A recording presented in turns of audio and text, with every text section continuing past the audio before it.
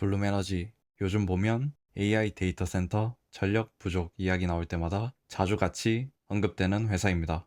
그래서 얼핏 보면 전력 부족 수혜주인가 보다. 연료전지 회사인데 뭔가 잘 되는 것 같다. 이 정도로만 보고 넘어가기 쉬운데 사실 이 회사는 지금 사업의 결이 조금씩 바뀌고 있는 구간에 들어와 있습니다. 예전처럼 그냥 연료전지 회사라고 보기엔 부족하고, 그렇다고 아직 완전히 검증 끝난 AI 전력 인프라 회사라고 단정하기도 이른 딱 그 중간 지점에 있는 느낌이 강합니다.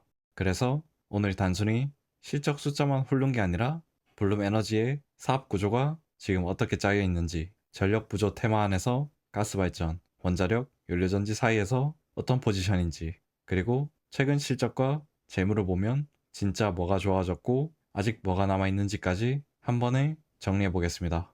쉽게 말하면 오늘 영상은 블룸에너지 지금 이 회사를 어떤 프레임으로 봐야 하는가, 이 질문에 답하는 영상으로 보시면 됩니다. 블룸에너지를 예전처럼 그냥 연료전지 회사라고만 보면 지금 흐름을 제대로 읽기 어렵습니다. 지금 시장은 이 회사를 점점 AI 데이터 센터용 타임 투 파워 솔루션 회사처럼 보기 시작했습니다. 즉, 이 회사가 좋은 연료전지를 만드냐도 중요하지만 그보다 더 중요한 건 전기가 당장 부족한 고객들에게 얼마나 빨리 전력을 공급할 수 있느냐입니다. 이게 지금 블룸의 핵심 서사입니다. 그래서 오늘 영상에서는 제가 보려는 질문은 딱 세 가지입니다. 첫째, 블룸의 본업은 진짜 좋아지고 있냐? 둘째, 전력 부족 테마 안에서 블룸은 실제로 먹히는 자리에 있나? 셋째, 지금 늘어난 숫자들이 결국 현금과 수익성으로 이어질 수 있나? 이 세 가지를 놓고 보면 블룸은 생각보다 단순한 회사가 아닙니다. 그럼 먼저 이 회사가 실제로 어떻게 돈을 버는지 사업 구조부터 짧게 보겠습니다. 블룸에너지의 사업 구조는 생각보다 단순합니다. 매출은 크게 제품, 설치, 서비스, 그리고 일부 전력 매출로 나뉘는데요. 여기서 본체는 결국 제품 매출, 더 정확히 말하면 에너지 서버의 판매입니다. 즉, 블룸은 뭔가 추상적인 기술 회사가 아니라 실제로 고객 현장에 전원 솔루션을 공급하고 깔아주고 유지 보수까지 붙이는 회사입니다. 제품을 팔고 설치하고 이후 서비스가 반복 매출처럼 따라오는 구조라고 보시면 됩니다. 그래서 사업 구조를 한 줄로 정리하면 이겁니다. 블룸의 핵심은 에너지 서버를 중심으로 제품 설치 구조이고 서비스가 그 위에 붙는다. 이게 왜 중요하냐면 이번 실적도 결국 이 본체가 어떻게 움직였는지가 핵심이기 때문입니다. 그럼 이제 이 에너지 서버가 정확히 뭐고 왜 지금 같은 시기에 주목받는지 보겠습니다. 블룸의 에너지 서버는 쉽게 말하면 현장형 분산 전원 솔루션입니다. 유틸리티 전력을 그냥 기다리는 게 아니라 고객이 필요한 곳에 전원을 비교적 빠르게 공급할 수 있다는 게 핵심입니다. 여기서 중요한 포인트는 이게 세상에서 제일 싸냐가 아닙니다. 블룸의 진짜 매력은 전기를 빨리 넣을 수 있냐, 바로 이 타임 투 파워에 있는데요. 지금 데이터 센터, 특히 AI 데이터 센터 쪽은 전력이 부족한데 유틸리티 전력 인입은 느리고 대형 프로젝트는 오래 걸립니다. 그 공백을 블룸이 파고드는 겁니다. 그리고 이건 투자자 입장에서도 중요한데요. 왜냐하면 지금 블룸을 움직이는 스토리는 연료전지 기술이 좋아요, 이게 아니라 전력망이 늦으니 현장 전원을 먼저 깔자, 이쪽으로 이동하고 있기 때문입니다. 이제 여기서 자연스럽게 나오는 질문이 있습니다. 그럼 블룸은 가스 발전, 원자력, SMR 같은 것들과 비교하면 어디쯤에 있는 회사냐? 이걸 다음 슬라이드에서 정리해 보겠습니다. 이 부분이 블룸을 이해할 때 제일 중요합니다. 블룸을 너무 좋게 봐도 안 되고 너무 과소평가해도 안 됩니다. 먼저 가스 발전은 대규모 전력 공급, 스케일과 경제성에 여전히 강합니다. 한 번에 큰 전력을 넣는 데는 가스 발전이 훨씬 유리한 부분이 있습니다. 반면 원자력이나 SMR은 장기적으로 굉장히 강한 서사입니다. 특히 무탄소 기저 전원이라는 측면에선 훨씬 매력일 수 있습니다. 문제는 시간입니다. 아직은 상용화와 확산까지 시간이 필요합니다. 그 사이에서 블룸은 어떤 자리냐? 블룸은 최종 해답이라기보다 지금 당장 필요한 전력 공백을 메우는 현실적인 브릿지 전원에 가깝습니다. 즉, 가스 발전처럼 아주 크고 싸게 한 번에 먹는 회사도 아니고 SMR처럼 장기적 종착역도 아니고 지금 전기가 급한 고객을 상대하는 회사라는 겁니다. 이 포지션은 지금은 꽤 매력적입니다. 왜냐하면 시장이 필요로 하는 건 완벽한 전원이 아니라 일단 빨리 들어오는 전원이기 때문입니다. 여기까지가 블룸의 사업가 포지션이었고, 이제 그래서 시장이 25년 실적에 반응했는지 헤드라인부터 보겠습니다. 그리고 여기까지 들으시면서 이런 구조 설명 좋다 싶으시면 좋아요와 구독 한번 눌러주시면 채널에 큰 도움이 됩니다. 2025년 실적 발표 헤드라인 자체는 솔직히 좋았습니다. 매출 성장 잘 나왔고, 매출 총이익 개선이 되었고, 영업이익도 개선이 됐고, 영업 현금 흐름도 플러스로 나왔습니다. 거기에 백로그도 들었고, 26년 가이던스도 강하게 제시됐습니다. 시장 입장에서 가장 반가웠던 건 이 모든 숫자들이 그냥 우연히 찍힌 게 아니라 AI 데이터 센터 전력 부족 수혜라는 서사와 연결됐다는 점이 있습니다. 즉, 블룸의 제품이 지금 진짜 필요한 시장에 들어가고 있구나 라는 그림이 숫자로 확인된 겁니다. 다만 여기서 멈추면 안 됩니다. 왜냐하면 헤드라인은 좋았는데 그 안으로 들어가면 숫자의 질이 다 다르기 때문입니다. 매출 성장은 좋은데 제품 마진은 어떤가? 서비스 개선은 구조적인가? 현금은 영업으로 본 건가? 이런 질문들이 남아 있습니다. 그래서 다음으로는 회사가 컨퍼런스 콜에서 무슨 이야기를 했는지 시장이 좋아할 만한 포인트부터 먼저 짚고 넘어가겠습니다. 컨퍼런스 콜에서 회사가 강조한 메시지는 꽤 분명했습니다. 첫째, AI 데이터 센터 수요가 커지고 있다는 점. 둘째, 하이퍼스케일러나 네오클라우드 같은 고객층이 늘고 있다는 점. 셋째, 반복 주문이 늘고 있다는 점. 즉, 처음 한번 써본 고객이 다시 주문하는 구조가 나오고 있다는 겁니다. 그리고 지역 다변화와 빠른 출하, 설치, 800V DC, rednis 같은 메시지도 같이 밀었습니다. 쉽게 말해 블룸은 지금 자신들을 차세대 데이터 센터용 신속 전력 인프라 플레이어로 포지셔닝 하고 있는 겁니다. 여기에 서비스 붐은 마진 개선까지 얹으면서 이제 단순히 제품만 파는 게 아니라 운영 측면에서도 좋아지고 있다는 그림을 만들고 있습니다. 하지만 투자자는 여기서 한 발 더 들어가야 합니다. 콜에서 말하는 서사와 실제로 숫자가 찍히는 속도는 다를 수 있습니다. 발표는 누구나 좋게 할 수 있지만 중요한 건 결국 출하, 설치, 매출 인식, 현금 매수입니다. 그래서 이제부터는 진짜 숫자로 들어가 보겠습니다. 먼저 손익계산서부터 볼 건데요. 여기서 블룸의 실적이 어떤 식으로 좋아졌는지가 꽤 선명하게 보입니다. 2025년 블룸에너지의 손익계산서입니다. 여기가 2025년, 여기가 2024년, 단위는 $1000입니다. 매출, 매출원가, 매출 총이익부터 우선 보겠습니다. 손익계산서에서 가장 먼저 확인되는 건 매출 성장은 진짜라는 점입니다. 그리고 그 성장을 끌었던 건 제품과 설치였습니다. 이 말은 결국 블룸의 핵심 솔루션이 실제로 팔렸고 프로젝트도 진행됐다는 뜻입니다. 배경은 명확한데요. AI 데이터 센터 쪽 타임 투 파워 수요였습니다. 전기가 급한 고객들이 늘어나면서 블룸이 제품을 공급하고 설치하는 흐름이 실제 숫자로 잡힌 겁니다. 다만 여기서 중요한 디테일이 하나 있습니다. 제품 매출은 잘 늘었는데 제품 원가가 더 빨리 들어서 제품 마진은 오히려 약해졌습니다. 그런데 이걸 단순히 제품 경쟁력이 약해졌다라고 보면 해석이 조금 거칩니다.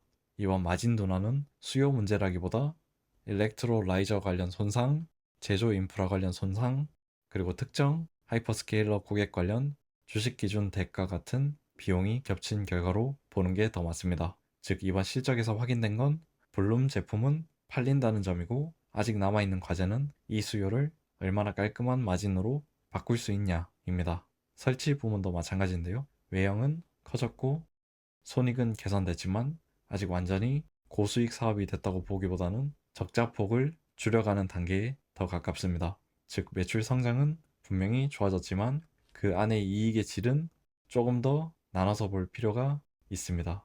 그래서 다음 슬라이드에서는 서비스, 전력, 그리고 비용 쪽을 같이 보겠습니다. 여기서 생각보다 좋은 부분과 생각보다 냉정하게 봐야 할 부분이 같이 나옵니다. 먼저 서비스 부문은 꽤 괜찮았습니다. Field Replacement Unit 현장 교체용 모듈이 투입이 줄었고 Fleet Optimization 운영 자산군 최적화 효과가 나타나면서 마진 개선의 질이 비교적 좋아 보였습니다. 이 말은 단순히 매출만 늘은 게 아니라 운영 효율도 어느 정도 개선됐다는 뜻입니다. 반면 전력 부문은 조금 다르게 봐야 합니다. 겉으로는 좋아졌지만 여기에는 유래성 정산 효과 같은 요소가 섞였을 가능성이 있습니다. 그래서 전력 부문 개선을 너무 구조적인 턴어라운드처럼 받아들이는 건 조심할 필요가 있습니다. 그리고 판관비, 즉 오펙스 쪽은 부담이 커졌습니다. 그런데 이것도 그냥 비용 통제가 안 된다 라고 보기보다는 AI 데이터 센터 관련 영업 확장, 엔지니어링 인증, 규제 대응, 인력 확대, 주식 보상 증가 같은 선제 대응 비용 성격이 강합니다. 정리하면 이렇습니다. 서비스는 질 좋게 좋아졌고 전력은 조금 더 구분해서 봐야 하고 비용은 기회를 잡기 위한 투자 성격이 강합니다. 즉 손익계산서를 보면 좋아졌다는 말은 맞는데 항목별로 좋은 이유가 다 다르다는 게 핵심입니다. 그럼 이번에는 재무상태표로 넘어가겠습니다. 여기서부터는 헤드라인만 보면 놓치기 쉬운 진짜 중요한 포인트가 나오기 시작합니다. 재무상태표에서 가장 먼저 눈에 들어오는 건 당연히 현금 증가입니다. 현금이 크게 들었으니까 얼핏 보면 와, 영업 체력이 엄청 좋아졌네 라고 생각하기 쉽습니다. 그런데 여기서는 그 해석이 조금 위험한데요. 왜냐하면 이번 현금 증가의 핵심은 영업이 아니라 25억 달러 규모의 0% 전환사채 발행 영향이 훨씬 크기 때문입니다. 즉 현금이 늘어난 건 사실이지만 그 본체는 본업이 갑자기 현금을 엄청 잘 벌기 시작했다. 이게 아니라 대규모 자금 조달입니다. 그리고 동시에 봐야 하는 항목들이 있습니다. 선수금은 줄었고 계약 자산은 늘었고 재고도 늘었고 매입 채무와 미지급 비용도 같이 늘었습니다. 우선 자산 사이드의 계약 자산, 재고 자산, 비유동 계약 자산이고요. 부채 사이드의 매입 채무, 미지급 비용에 대한 숫자입니다. 이 조합은 보통 두 가지 신호로 동시에 줍니다. 좋게 보면 램프업, 즉 앞으로 납품과 설치를 늘리기 위한 준비고 나쁘게 보면 프로젝트가 밀릴 경우 운전자본 부담이 커질 수 있는 구조라는 뜻입니다. 그래서 재무상태표의 핵심은 현금이 많아졌다가 아닙니다. 현금이 어떻게 많아졌는지 그리고 그 와중에 운전자본 구조가 어떻게 바뀌었는지가 진짜 중요합니다. 그럼 이걸 현금 흐름표에서 한 번 더 확인해 보겠습니다. 재무상태표에서 본 그림이 현금 흐름표에서는 더 선명하게 보입니다. 현금 흐름표를 보면 먼저 영업 현금 흐름이 플러스라는 점은 굉장히 좋은 신호입니다. 본업에서 현금이 들어오기 시작했다는 건 의미가 있습니다. 다만 이걸 너무 깔끔한 고품질 현금 흐름으로 해석하면 안 됩니다. 왜냐하면 안을 뜯어보면 재고 증가, 매출 채권과 계약 자산의 증가, 선수금 감소 같은 운전자본 부담이 들어가 있고 반대로 일부 지급 타이밍 효과가 상쇄하는 구조도 있었기 때문입니다. 즉 영업 현금 흐름 개선은 맞지만 질은 아직 혼합형입니다. 투자활동 현금 흐름은 캐펙스와 브룩필드 조인트벤처 출자가 반영된 흐름으로 보는 게 맞습니다. 이건 단순 낭비라기보다 생산 능력 확대와 조인트벤처 구조 진입을 위한 비용이라는 해석이 더 자연스럽습니다. 그리고 진짜 핵심은 재무 현금 흐름입니다. 2025년 블룸의 현금 흐름표를 바꾼 건 결국 25억 달러 0% 전환사채 발행입니다. 여기서 사실상 회사가 밸런스 시트를 다시 짰다고 봐도 됩니다. 그래서 25년 현금 흐름표를 한 줄로 정리하면 이겁니다. 영업도 개선됐지만 결정적으로 회사를 바꾼 건 대규모 재무제편이다. 그럼 여기서 한 가지 의문이 생기는데요. 영업은 좋아졌다고 하는데 왜 숫자가 이렇게 깔끔하게 안 보이냐? 그걸 다음 슬라이드에서 회계와 자본 구조 쪽으로 풀어보겠습니다. 25년 손익계산서의 영업이익부터 당기순이익까지 최하단에 있는 내용입니다. 이 슬라이드는 블루무 볼 때 꼭 필요한 슬라이드입니다. 왜냐하면 이번 실적은 영업만 보면 분명히 좋아졌는데 최종 숫자는 생각보다 복잡하게 보입니다.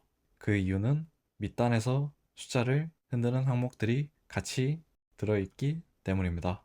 기존 부채를 정리하면서 생긴 손실, 전환 유도 과정에서 발생한 비용, 지분법 손실, 조인트 벤처 관련 회계 효과 같은 것들, 이런 것들이 한꺼번에 들어왔습니다. 그러니까 본업의 개선과 회계 재무구조 재편이 동시에 일어나면서 숫자가 섞인 겁니다. 이걸 잘못 보면 영업은 좋아졌는데 왜 순이익은 이래? 라는 오해가 생기고, 반대로 또 너무 좋게 보면 본업이 완전히 턴했다라고 성급하게 결론 내리게 됩니다. 제가 보기엔 25년 블룸은 딱 이런 해석이 제일 정확합니다. 본업은 분명 좋아졌지만 회계와 자본 구조도 동시에 복잡해진 해. 즉, 이 회사는 이제 단순 실적표만 봐서는 안 되고 구조까지 같이 봐야 하는 단계로 들어간 겁니다. 그래서 다음 슬라이드에서는 이번 실적을 아주 짧게 좋은 점과 애매한 점, 조심할 점으로 정리해 보겠습니다. 이번 실적을 한 문장으로 정리하면 저는 이렇게 말하고 싶습니다. 좋아졌다. 그런데 깔끔하게 좋아진 건 아니다. 좋은 점은 분명합니다. 매출 성장이 나왔고, 총 마진이 개선됐고, 영업 현금 흐름도 플러스로 확인됐습니다. 이건 부정할 필요가 없는데요. 하지만 애매한 점도 있었습니다. 제품 마진은 둔화됐고, 전력 부문에는 일회성 효과 가능성이 있고, 선수금 감소와 계약 자산 증가가 보여주듯 운전 자본 부담도 남아 있습니다. 조심할 점은 더 명확한데요. 전환사채, 희석, 조인트 벤처의 회계 복잡성, 이 세 가지는 앞으로도 계속 시장이 체크할 가능성이 높습니다. 그래서 블룸은 좋아지고 있는 회사는 맞지만 예전보다 훨씬 더 숫자의 질을 따져야 하는 회사가 됐습니다. 여기까지가 실적의 현재 상태였고, 이제부터는 앞으로 주가를 위로 밀 수 있는 것들, 즉 모멘텀을 보겠습니다. 블룸에너지의 앞으로 모멘텀은 단순합니다. 결국 AI 데이터 센터 수요를 얼마나 빨리 실적으로 바꾸느냐입니다. 첫 번째는 실제 매출 인식 속도입니다. 수요가 있다고 말하는 것과 제품이 출하되고 설치되고 매출로 찍히는 건 다릅니다. 블룸은 앞으로 여기서 계속 증명해야 합니다. 두 번째는 생산 능력 확대입니다. 지금 블룸의 스토리가 먹히려면 주문만 받는 게 아니라 실제로 대응할 수 있어야 합니다. 생산 능력 확대와 설치 실행 속도가 같이 따라와야 시장이 더 높은 점수를 줄 수 있습니다. 세 번째는 오라클과 브룩필드 같은 대형 파트너십이 실제 매출과 프로젝트로 얼마나 이어지느냐입니다. 발표는 이미 나왔습니다. 이제 중요한 건 현실화 속도입니다. 네 번째는 정책과 세제 환경입니다. 전력 부족, 데이터 센터, 전력 수요, 세제 혜택이 같이 맞물리면 블룸의 경제성이 더 부각될 수 있습니다. 정리하면 상승 모멘텀의 핵심은 좋은 이야기가 아니라 좋은 이야기가 실제 숫자로 얼마나 빨리 찍히는가입니다. 그럼 반대로 주가를 아래로 흔들 수 있는 건 뭘까요? 다음 슬라이드에서 보겠습니다. 블룸의 리스크는 생각보다 단순 실적 미스에만 있지 않습니다. 오히려 더 중요한 건 실행 지연과 구조 복잡성입니다. 첫 번째는 백로그의 질입니다.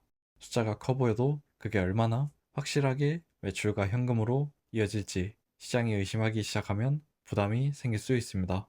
두 번째는 브룩필드나 대형 고객 의존도입니다. 대형 파트너와의 구조는 성장에 도움을 줄 수 있지만 동시에 특정 구조에 대한 의존도를 높입니다. 이건 좋은 뉴스일 수도 있고 반대로 실적 변동성을 키우는 요인일 수도 있습니다. 세 번째는 고객 인센티브, 희석, 전환사채, 오버행입니다. 지금 블룸은 단순히 실적만 보는 회사가 아니라 자본 구조와 희석 이슈도 같이 보는 회사가 됐습니다. 네 번째는 제품 마진과 정상화 실패입니다. 수요가 좋아도 원가와 인센티브 구조가 계속 부담이면 시장은 생각보다 냉정하게 볼 수 있습니다. 그리고 마지막으로 전력이 급한 시장이 계속 유지될지, 천연가스 노출과 규제 환경이 어떤 영향을 줄지도 변수입니다. 그래서 블룸의 리스크는 한마디로 이겁니다. 좋은 서사는 맞는데 실행이 늦거나 구조가 꼬이면 주가가 생각보다 크게 흔들릴 수 있다. 그럼 이제 마지막으로 최근 계약과 외부 환경 쪽에서 뭘 체크해야 하는지 보겠습니다. 최근 블룸을 볼 때 체크해야 할 포인트는 새 계약이 또 떴냐 보다 이미 나온 계약과 환경이 실제로 어떻게 굴러가고 있냐입니다. 예를 들어 AEP 관련 건은 실행 여부가 중요하고 오라클 관련 흐름도 단순한 기대감이 아니라 실제 확장 해석으로 이어질 수 있는지 봐야 합니다. 브룩필드도 역시 숫자만 크게 볼 게 아니라 그 프레임이 실제 프로젝트와 매출로 얼마나 전환되는지가 핵심입니다.